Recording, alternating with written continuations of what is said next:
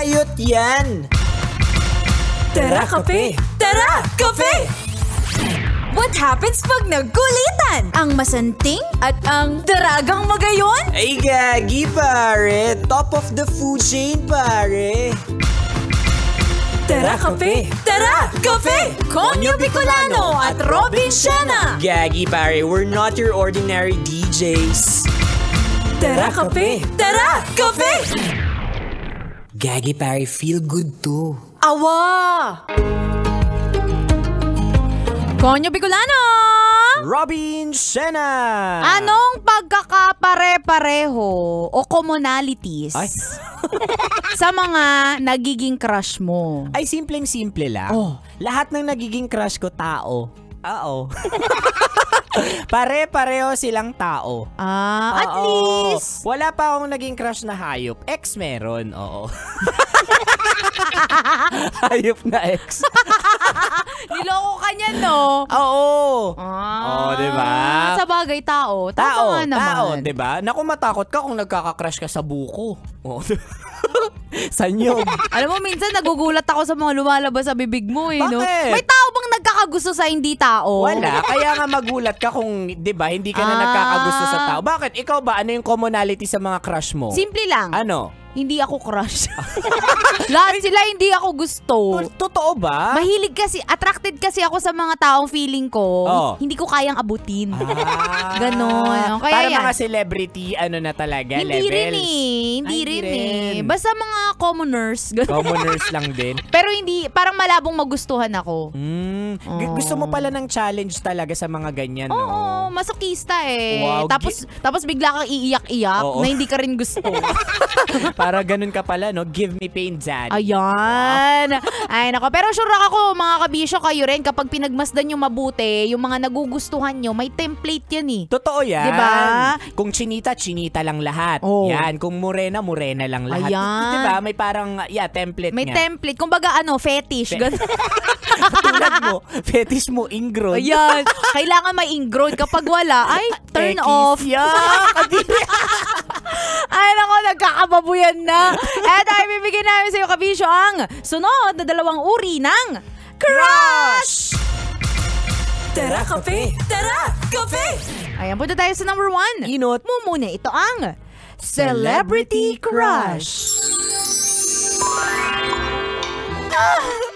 Mar, makikita ko na si Jungkook! Ano nga sa'yo?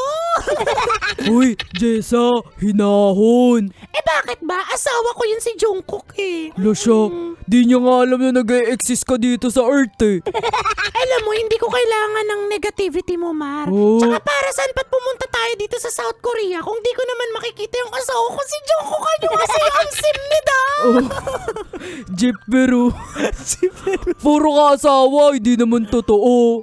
Ay nako, mama mo, hindi totoo. Bakit ba? Di ka na lang maging supportive sa pagnanasa ko kay Jungkook, ha? Sama-sama ka dito tapos ganyan ugali mo. Malamang, mahal kita. Ano? Tingin mo, kung di kita gusto, gagastos ako para samahan ka dito sa Korea. Ay, ang haba ng hair ko.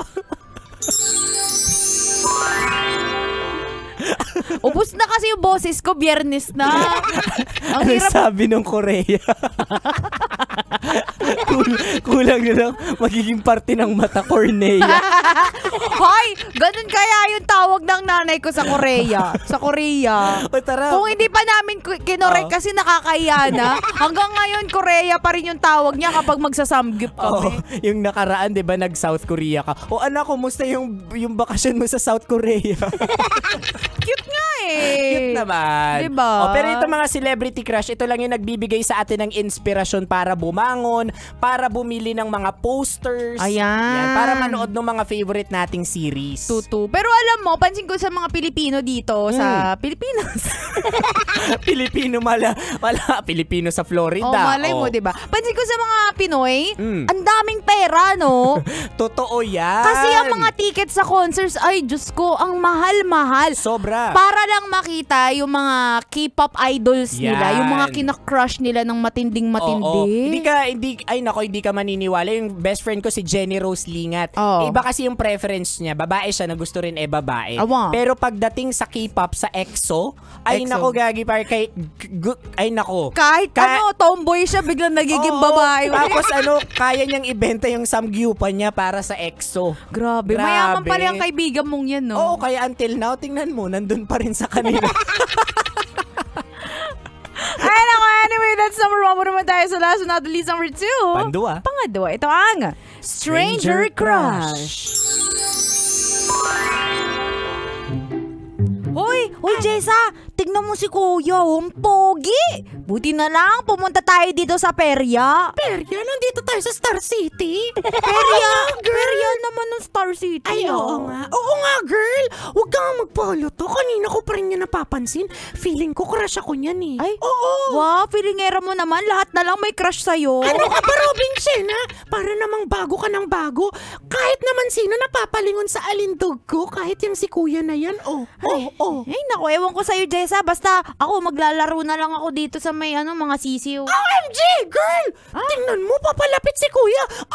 Papalapit siya, girl. Jessa, kumalma ka nga. Ikaw ang kumalma, mukha mo. Ayan na siya. Hi, girls! Hello.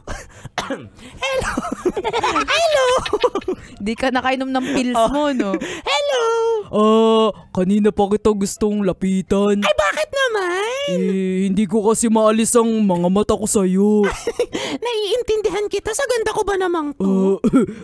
Yung mukha mo kasi, di ko maintindihan kung namumula ba o nagdudugo na. Totoo ba? Wala yan. Normal lang yan sa kanya. Shut up, girl. It's called rejuve. It's part of the process. Ganda ko, diba? Ayan. Ito madalas din to sa akin, mga stranger crush. Hindi mo talaga 100% hindi mo kilala yung background niya, hindi mo siya kilala. Malay mo engkanto, malay mo multo, apparition lang. Pero dahil pasok sa standards mo, crush mo na. Alam mo ako, hilig ko nga magka-crush sa mga estranghero. Mga nakakasabay ko sa jeep. Ay, wow. Oo, tapos ang galawan ko niya, syempre naka-uniform ka na, estudyante ka pa. Syempre magugustuhan mo, estudyante rin. Oo. So anong gagawin mo? Titignan ko yung ID. Oo. Malinaw-linaw pa yung mga mata ko nun ngayon kasi di ko na kaya In Bicol, malibog na yung mata mo. Malabo. Malibog. Totoong malibog. Literally and figuratively. Oo. So, ang linaw ng mata ko, titignan ko yung pangalan niya dun sa ID niya. Wala pa namang social media that time. Ngayon kasi pwede mo nang i-search sa Facebook kahit pangalan lang. Correct. As in, alam mo gagawin ko? Ihihip ako. Basta ganyan. gagawa ko ng movement para lang umikot yung ID niya tapos makita ko yung side na may cellphone number. Tapos dun na magsisimula yung conversation. Dun ko siya itetext. Ako baliktad. Paano sa jeep, sa'yo? pag nagkaka-crush ako ng estudyante ako, kasi may kami, bukod sa name tag, tapos sa likuran nun, naglalagay talaga ako ng number ko. Pagkaharap ko yung shorty na super ganda and all, kunwari nakahawak ako dun sa hawakan ng jeep, nandun yung ID ko, nakabalandra yung number ko. Ganun, tinatapat ka, tapos tulog-tulugan ako kunwari. Kaya ang daming nagtitext sa akin. Talaga? Oo, na may parang nag-text? may ang dami, bro. Wow. Tapos parang saan mo nakita yung number ko? Nakita ko sa CR, naghahanap ka daw ng kaano.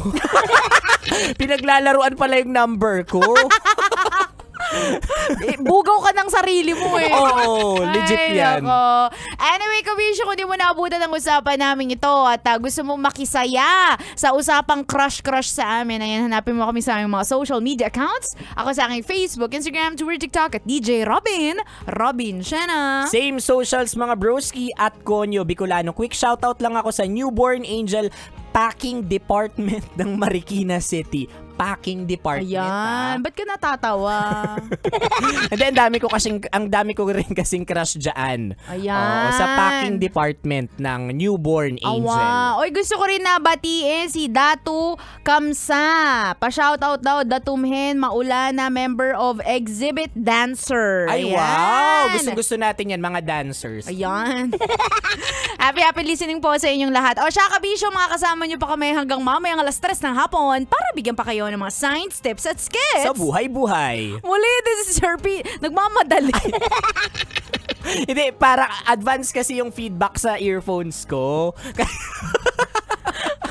Biyernes na Pumapatong biyernes. sa buhay. Nagmamadaling umuwi.